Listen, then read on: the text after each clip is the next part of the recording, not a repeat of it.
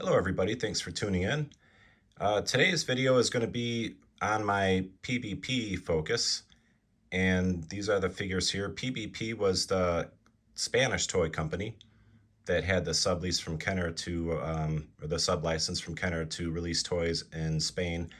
And PBP, in their early days, we're going to go over all these front three figures here, R2, C3PO, and Han Solo. Those came out early on when they used just the name PAC, POCH, and that was what was on the packaging. And in those days, when it was still PBP, but they just used the word PAC. PAC was one of the P's in PBP. But during that period, PBP did not make their own figures. They imported the figures from the Asian factories and then assembled and painted them in Spain. And the way they assembled the figures back then was a technology called sonic welding. And it would create a lot of heat, and the good technology would protect the plastic from getting too hot and melting. POCs did not. It also didn't weld them together very well. So you see a lot of differences with the POC figures as far as quality sometimes. But us collectors nowadays love them. So after that, right around the Return of the Jedi era, they stopped going by POC and just went by PBP. And at that point, they got new technology and started doing injection molding on their own in Spain and actually started making the plastic figures in Spain. They would take molds from the Asian factories from Kenner and carve out the Hong Kong or whatever. And so all the PBP country of origin stamps are blank. There's usually some type of scar there. And they produced them for Spain and throughout Europe. They would be released on tri-logo cards. And so that some of these were on tri-logo cards too and released in the rest of Europe. But specifically, they were made by PBP for Spain. And so I'm going to go through all these and show you what makes them different from the Kenners, and we'll go from there.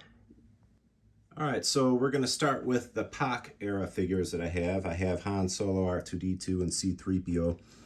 So like I said earlier, during the PAC era, they did not make the plastic figures in Spain. They just imported the parts, usually unpainted, and assembled them and painted them in Spain, put them on their packaging, and sent them out. So these are three examples of that era.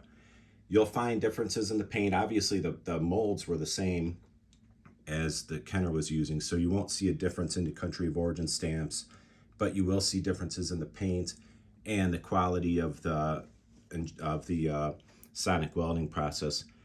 Just to give you an idea, we talked about how the sonic welding process created heat and would sometimes leave melt marks on the figures. That happened with Kenner figures too, but more infrequently. It was common with POC during their era. So I'm going to show you an example here, bring you down, and we're going to look at C3PO's feet. You can see how melted they are. That was done at the factory. That wasn't done by some little pyro kid.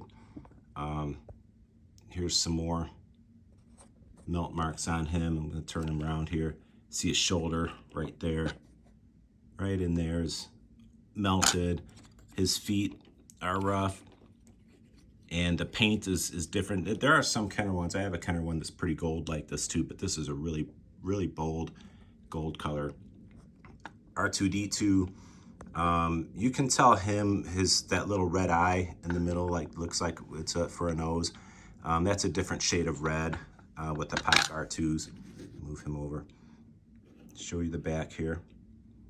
I don't know if the sticker was put on crooked at the factory, or you can see it's got a little bit of, looks like maybe it got wet or something at one time.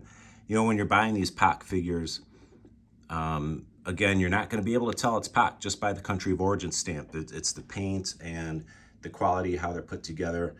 And there are a lot of sellers out there who claim something is POC when it's not.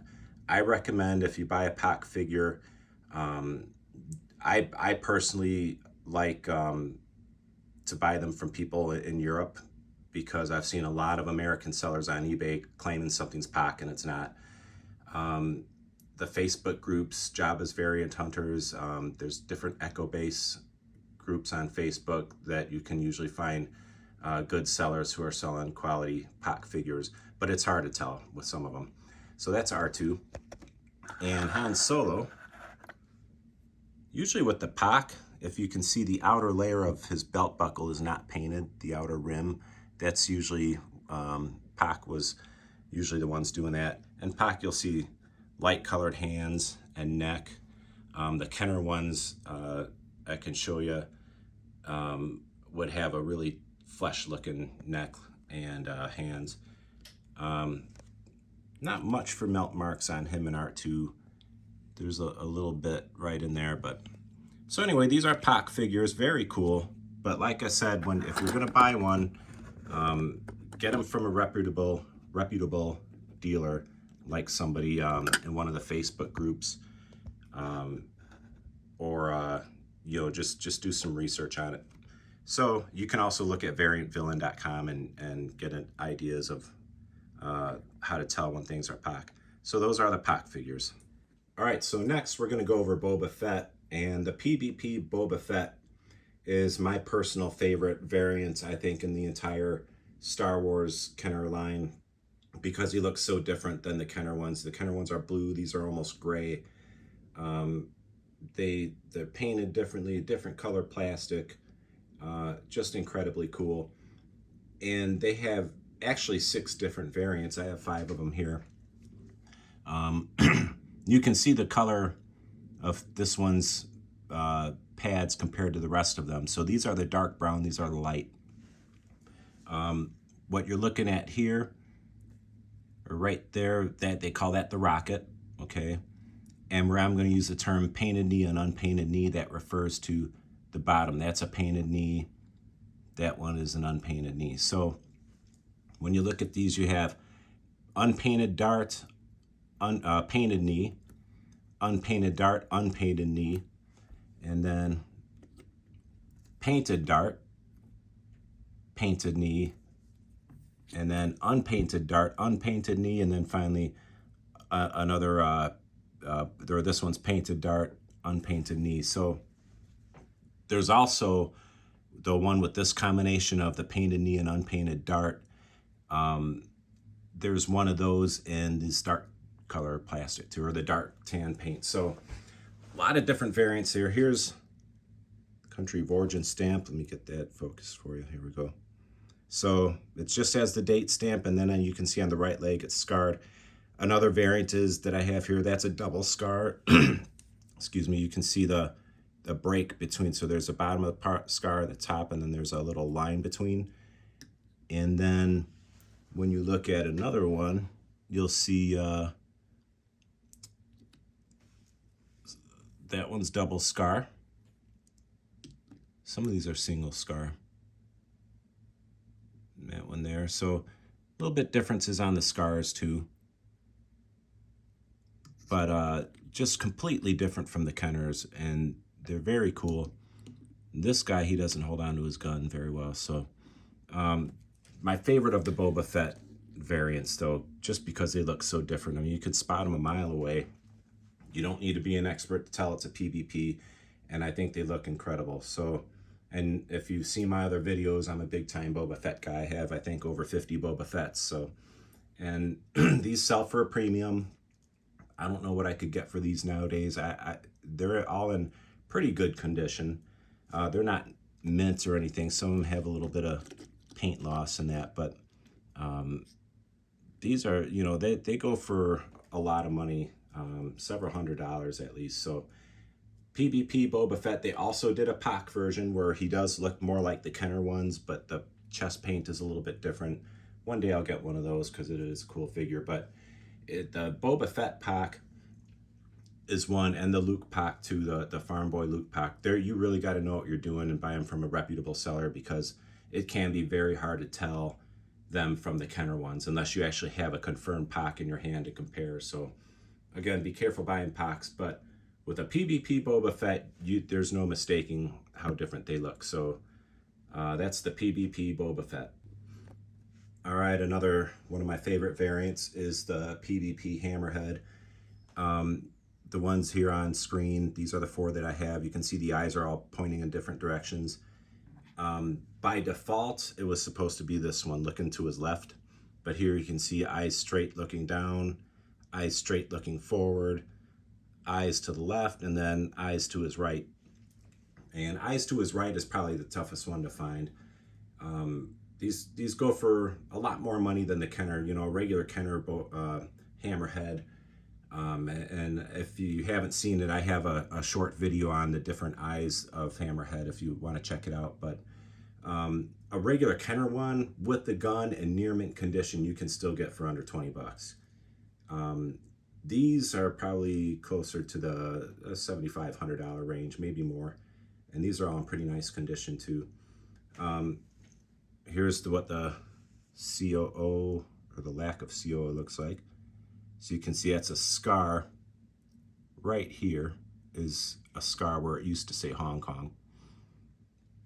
And all of the PBP hammerheads have that scar, so that's how you can tell you have a PBP hammerhead. Later, the same mold, you know, they took it out to Hong Kong to make these in Spain, and that mold was later sent back to Kenner in their Smile factory in Asia, where they produced some more figures with that same mold for the US market with no COO. They just smoothed out the country of origin removal part, so it's smoother look and you don't see that scar.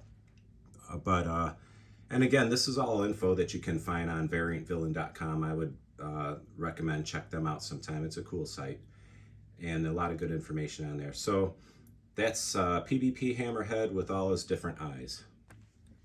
All right, so here's Chewbacca and Walrus Man. And this Walrus Man, he's a little bit played with, but I got him pretty cheap. One thing about the PBP figures, and figures from other countries in general, you know, Lily Leedy, Palette Toy, PAC, all that, they do go for more money, especially since most collectors here in the States never even heard of these until we became adult collectors.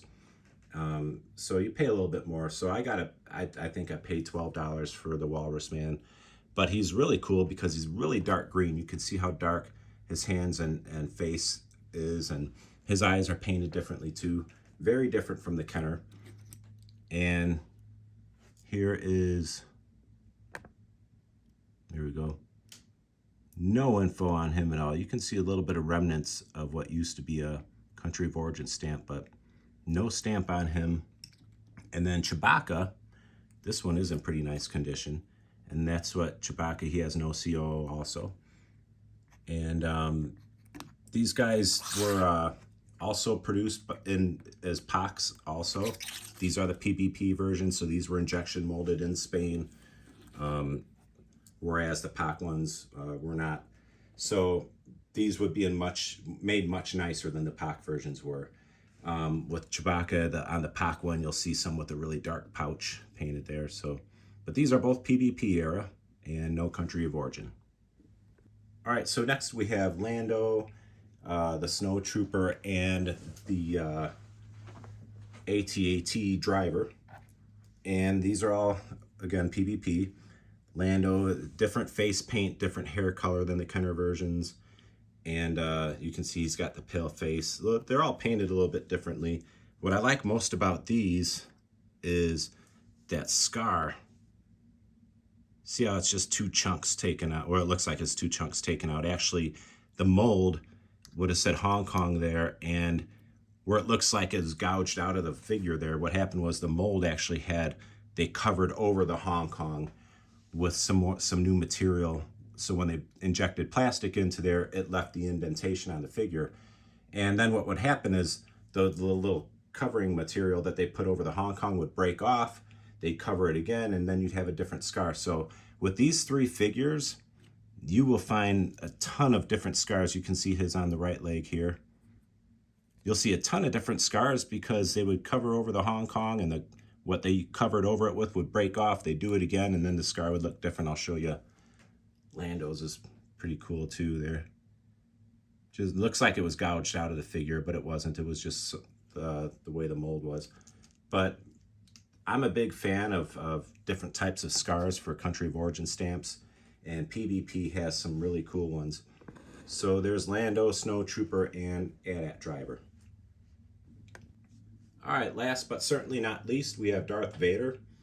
One of the bigger differences, a little bit different looking than the Kenner one as far as the figure goes.